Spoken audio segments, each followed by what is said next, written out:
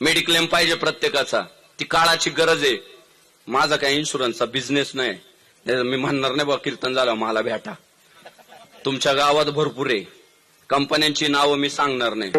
खात्रीशीर ज्या कंपन्या आहे त्यांचे इन्शुरन्स काढून घ्या. पहिल्यांदा इन्शुरन्स काढून घ्या. ऍक्सिडेंट झाला पाहुण्या रावण्याला हात नाही पसरायचे. दे अरे बाबांनो, फेसबुकला पोस्ट नाही टाकायच्या. दान धर्म करा, आम्हाला वाचवा. तू काय लय जगाचा उद्धार करणार आहे तू? काय लोकांपुढे हात पसरवायचे? 8-10 हजार रुपये काहीतरी वर्षाला भरावे लागतात.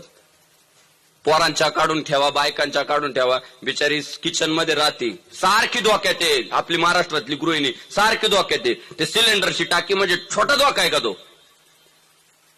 सारखी तारेवरनं चालण्याची कसरत या महिला वर्गाला करावं लागते. यांचे इन्शुरन्स काढून घ्या. वेळ सांगून येत नाही. तरुण पोरं गाड्यांवर फिरतात, रात्री अपरात्री फिरतात. इन्शुरन्स करून घ्या.